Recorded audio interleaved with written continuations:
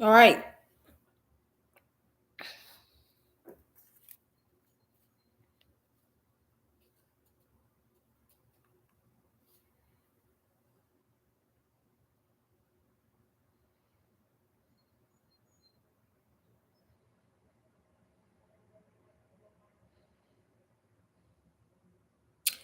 All right. So, good afternoon, everybody. Good afternoon.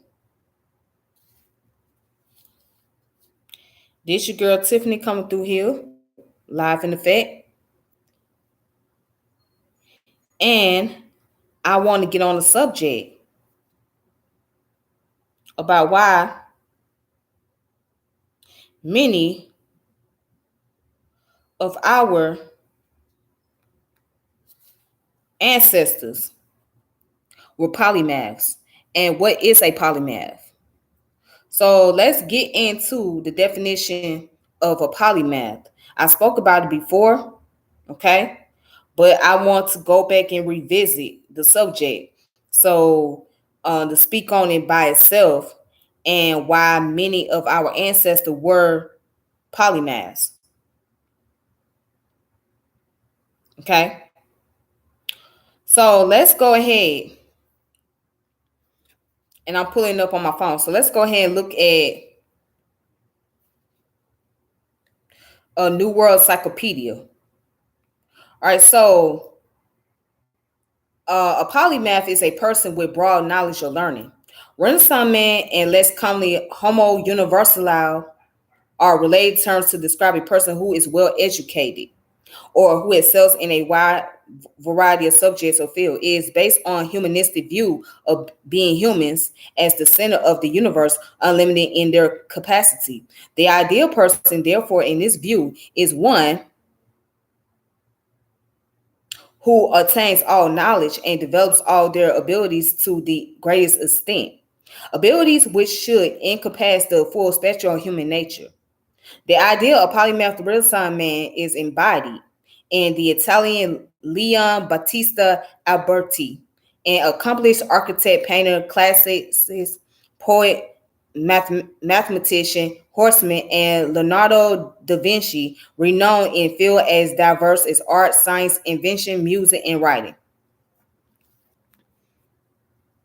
Hey, what's going on, Dominic man? How you doing? What's going on, brother? Shout out to Dominic man.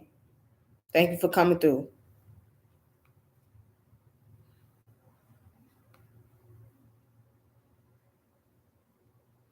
All right. So let me go ahead and continue. All right. Anyways, it says continued growth of knowledge has led to a situation where it is next to impossible for any single person to attain a complete knowledge. And the idea is now often regarded as a person expert in one field, but with a sufficiently broad base to network effectively with experts in other fields. Also, studies of intelligence have revealed that a single unitary intelligence is not adequate to account for all human intellect. Instead, the idea of multiple intelligence has gained ground in which there are various types of intelligence, such as linguistic, logical, mathematical, spatial, bodily, kinesthetic, or kinesthetic, musical, and so forth, with different people displaying different levels of each type. In this view, the idea is to develop one's own unique talents and ability to the fullest without need to be an expert in all areas. All right, so basically, to sum it up, to be a polymath is someone who has general knowledge, who has multiple skill settings. That's what a polymath is, a person who has multiple settings in various subject fields. Now, in today's video, I'm talking about why many of our ancestors, African and African American ancestors, right, and those in the diaspora, had certain are polymaths or they became a polymaths. And the reason why is because, as is mentioned in the article that I was reading from, let's go back up. All right. So the reason why many of our ancestors became polymath was because what continuing growth of knowledge has led to a situation where it is next to impossible for any single person to attain a complete knowledge. And the idea is now often regarded as a person expert in one field, but with a sufficiently broad base to network effectively with experts in other fields. That's why they became polymath, because they wanted to be able to build a network. And not only to build a network, but they wanted to be able to have enough skills so they can have something to back them up on. So if they can't get into one field, then they can always go into another field where they can make more profit, and they can be able to start creating their own businesses and doing multiple things. But the main key was to build networking and to be able to pass on down what they know to their offspring. All right. And be able to help better the community. So, and it's ingrained in us. All right. It's ingrained within our culture. It's believed that we should have various forms of knowledge, not just one particular knowledge. All right. Not just a single knowledge. You should have various forms of knowledge. That's why one of the key things when you go to college, right, they have a course called general studies. General studies is dealing with the polymath. People can get a degree in general studies. All right. Because when you have multiple saying, you're able to pass on down what you know. Now, there's a thing called multiple intelligence, which I also spoke on the video about, by Howard Gardner. He came up with that concept of multiple intelligence, which deals with people having multiple level of intelligence, and that basically deals with what is your strongest part of you and what is the weakest part of you. What is your strongest subject field? What is the weakest part of your subject field? Going back to this article. Let's go back to the article again. All right, so go further down. It says, also studies of intelligence have revealed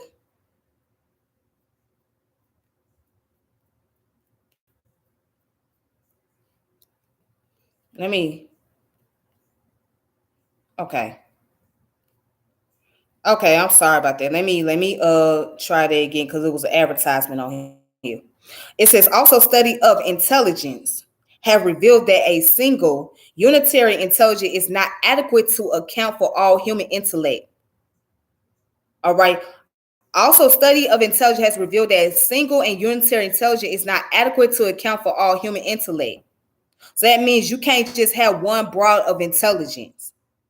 That could be your strongest area of intellect, but you don't want to just operate off of that one field. You want to be able to learn other things, especially the most important things in life that will get you by, because it's about the survival. Okay. Again, so for our people, it was survival and it was the ability to network. And that's what you want to have. All right. And it says the idea of multiple intelligence had gained ground in which there are various types of intelligence, such as linguistic, logical, mathematical, spatial, body, kinesthetic, musical, and so forth, with different people displaying differing levels of each type. In this view, the idea is to develop one's own unique talents and ability to the fullest without need to be an expert in all areas. So again, the whole thing is to develop talent, to develop the skill settings. We all got that part of us that is the strongest, and we all got the part of us that is the weakest. And peace to everybody in the chat. Peace to Brother Vinyasa, Sir Anthony. Thank y'all for coming through. But yeah, we all got multiple skill settings. We all got something that we are that brings us inspiration, something that we are very passionate about. Okay, we all have that, but we also got to have a skill set that we are required to have, so we know how to better function in life. Our people understood these things. They understood those importance. So they were, if you think that black people was not big on education, yes, they were. They were very big on education. They were big on knowledge. Now, they did not do education in a way that the Western society did it. We talking about African descended folks now. We talking about people in the continent. They didn't do education the way that the Western culture did it because they had their own way of educating people. It was more so a hands-on skills versus being in the classroom, sitting down reading books all day. You had more so hands-on skills.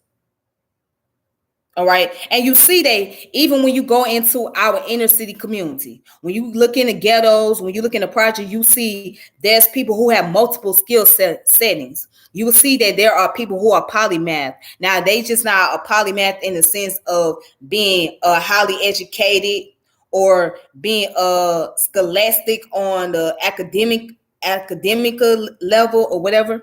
No, they're not on that level of intelligence in that sense, but for them it's a form of survival.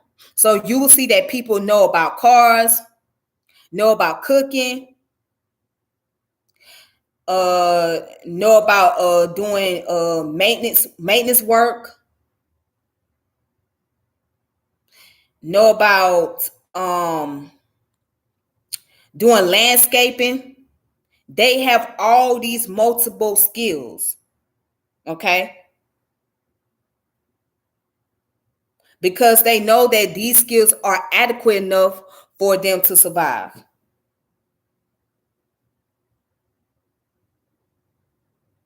So the people in our history that were the polymaths: George Washington Carver, Carl G. Woodson, Edward William Blyden, Benjamin Banneker, W.E.B. Du Bois, Zelma Washington. Oh, I mean, not Zelma Washington, Zelma Washington George, Mary McLeod Bethune.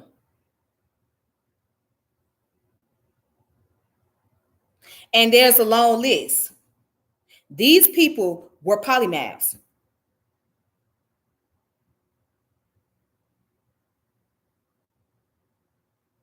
They were polymaths. And in the time period they were in, they had no choice but to become one. They had to get into studying multiple skills, multiple subjects, because of what they were dealing with in that time period. They had to learn all they can in order to be able to get into a system or institution and to be able to build be able to have their own entrepreneurship and to be able to build a larger network. They had to have multiple skill sets. See, the more skills you have, the better it will be. All right. Versus if you just have one skills. Now, one skill is not a bad thing, but it's better to have multiple skills because you're better off. Because that way you can be able to do multiple things when it's needed. So do I encourage people to become polymaths? Absolutely. Do I encourage people to study on various subjects? Absolutely. Now, is it possible that you're going to know everything? No, you're not going to know everything. It's impossible. You're not going to know everything, but you're going to acquire enough knowledge, sufficient knowledge at that, that's going to get you through this cycle of life. So again, I'm not saying you need to know every single thing. That's impossible. But it wouldn't hurt to study multiple subjects or become familiarized with various subject fields, especially the most important ones. So in a way, we all are polymaths and we don't know it. We all are polymaths. We all got our own skill settings. We all got that subject that we are good at and we know about from the back of our hands. And we got other subjects that we don't know much about, but we know enough to be able to do certain things and be able to survive. But we don't know every single thing about certain subjects. So again, you always going to have that part of you that is the strongest, that is the weakest.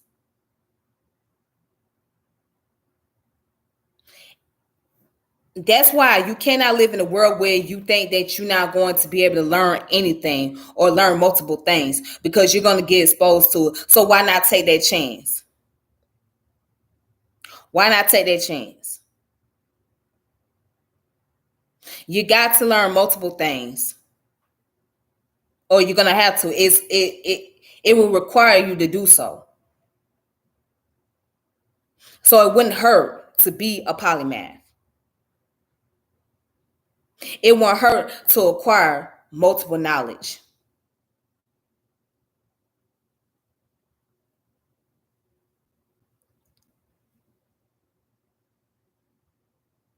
It won't hurt to do so. So anybody say, well, you shouldn't be learning multiple subjects. Actually, you should. But don't try to force yourself to learn every single thing, because that becomes stressful, because your brain can't process everything. Your brain is like a memory card. All right. It's going to take some information and store it, and then it's going to take some information and delete it.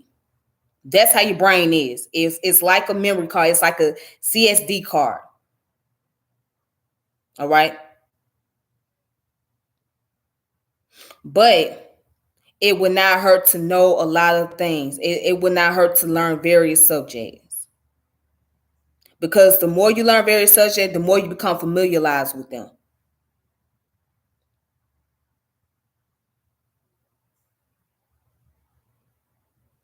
You'll become familiarized, and you'll say, well, dang.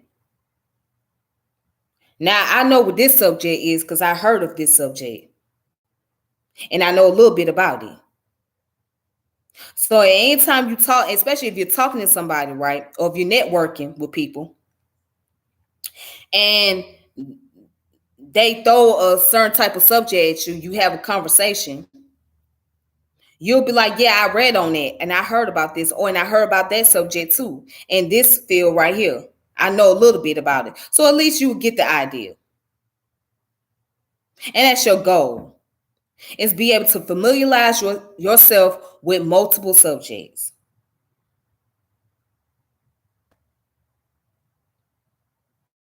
So yes, it's nothing wrong with being a polymath. It's nothing wrong with that. It's nothing wrong with going outside your comfort zone and be able to explore other various fields. It's nothing wrong with it.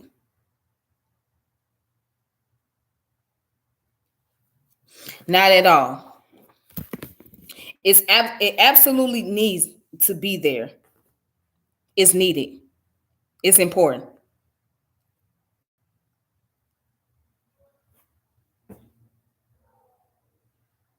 It's very important. Um, so yeah, that's just that's all I want to speak on regarding to the polymath and why our ancestors were one, because they needed those skill sets to survive and they needed to network. So it's about survival and it's about building a network. So anyways, you guys, that's all I gotta say for today. I hope everybody have a good one, and thank you all for watching this video, tuning in. So there's a book out about polymaths, which is by Peter Burtz. So I'm gonna type the name in, look up Polymath by Peter Burtz.